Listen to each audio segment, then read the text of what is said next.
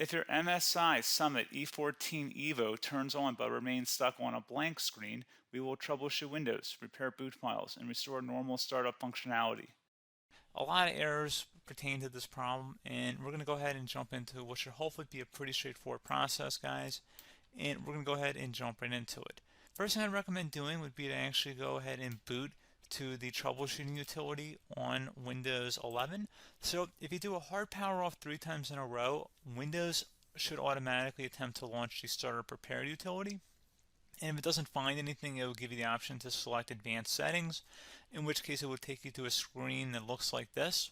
Now, if it does not take you to a screen that looks like this, or you're unable to get to that, you can also download the Windows 10 Media Creation Utility, or Windows 11. They probably will make a creation utility for Windows 11 at some point. And it doesn't really matter. You can actually run the Windows 10 utility on Windows 11 as far as I'm aware. And you should be able to run the troubleshooting utilities built in within it. So you just would go ahead and download it to an ISO file and then burn it to a DVD or USB. It'd have to be about 4 gigabytes or more. It couldn't be a small USB flash drive, and it couldn't be a CD. It'd have to be a DVD. And then you'd boot your computer from it. So depending on the computer manufacturer, you'd have to tap a different key on your keyboard in order to launch that menu, in order to select what boot drive you want to go off of. So it could be anything between the escape key, F2, F8, F12, for example. And those are the function keys on the top of your keyboard. So you may have to just do a little bit of trial and error. Shouldn't take you more than a couple minutes. Googling it would probably be best before you even begin. But anyway, we're ready to go ahead and jump right into it. So we're on the choose an option page. So these will look very similar whether you're booting from it directly within Windows itself, or if you're plugged in a USB flash drive with the media creation utility installed and you selected the recovery option. So when you are setting up your Windows 11 installation or Windows 10, depending on the drive you're using, there should be an option to repair your computer in the bottom left corner of the dialog window, one of the first screens that comes up. You go ahead and select that, and then it would take you to a troubleshooting screen like you see here. And you want to go ahead and select troubleshoot, reset your PC, or see advanced options. And then there are going to be a whole bunch of options in here that we're going to explore in today's video. The first one, we're going to actually go underneath advanced options, and then select startup prepare, fix problems that keep Windows from loading. So go ahead and select that first.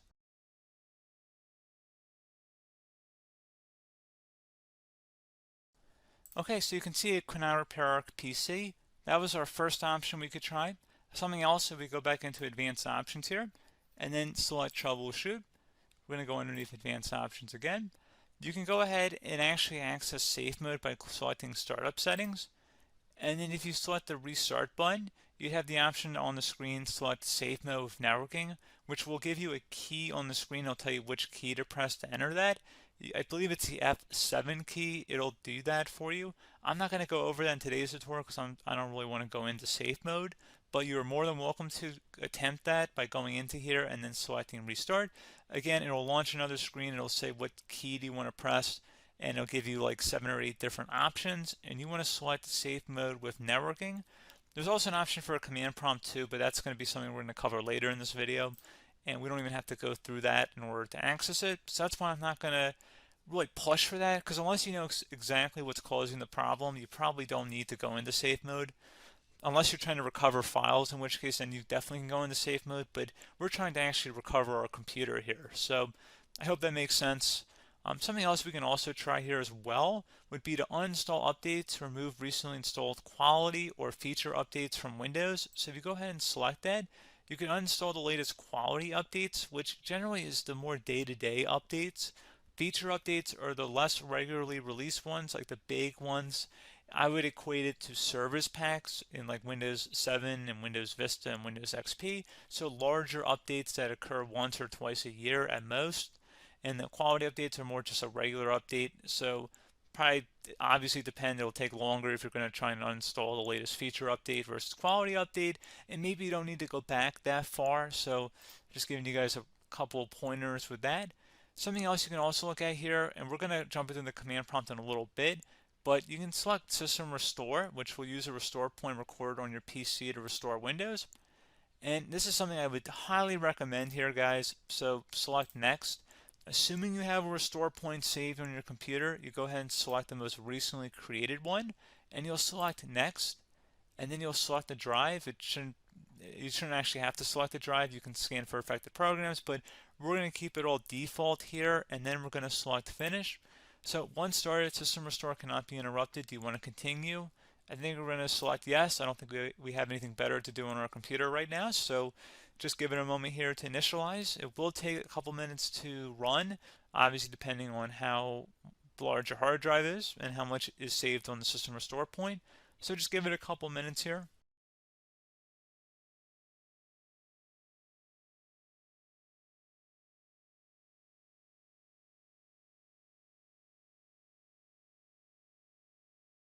System has been restored successfully.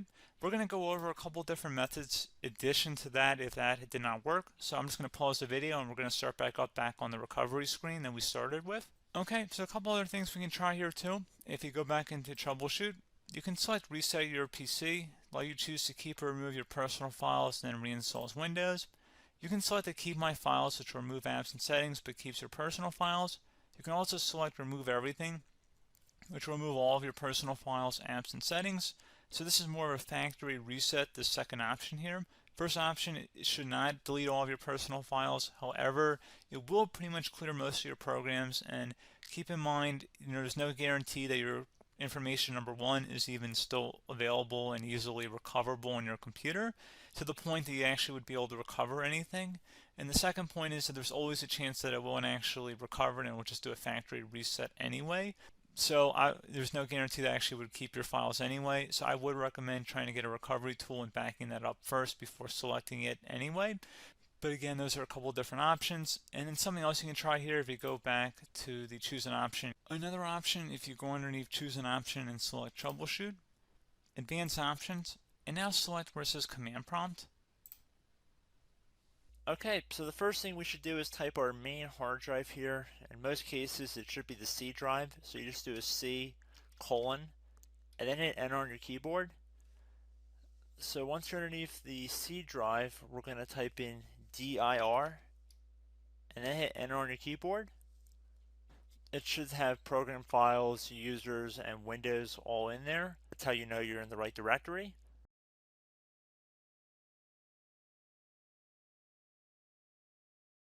In some cases, it might be the D drive as well, so just keep that in mind.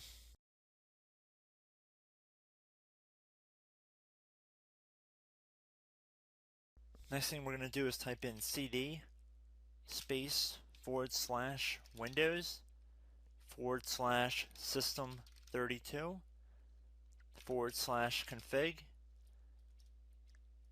and then you're going to hit enter on your keyboard.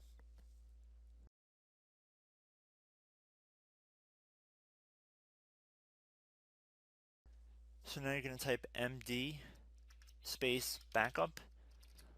If you've seen other tutorials, it might also say to put down md backup. That's because the backup name is pretty common when you want to back something up. So you can name this whatever you want, doesn't have to be backup. So if you've already made a backup folder in the past, you could do backup 1, for example. So once you're done setting the name you want the backup to be called, hit enter on your keyboard again.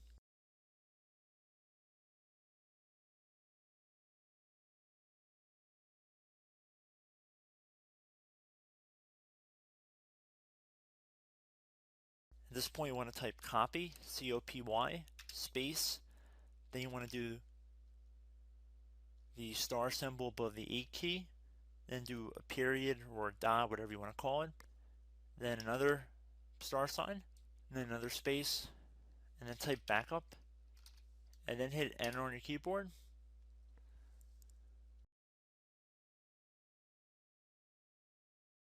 Now you want to type cd reg back, R-E-G-B-A-C-K, and then hit enter on your keyboard. So now that we are under the reg back, so now you want to type dir again, and then hit enter.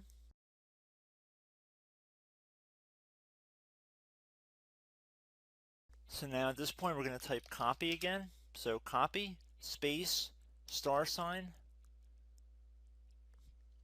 dot, another star sign, space, and then 2 dots. So we're going to type copy, space, star sign, dot, sign, star sign, dot, dot, and then hit enter on your keyboard again. So for overwrite, you want to overwrite all. So type A on your keyboard, so capital A, and then hit enter on your keyboard.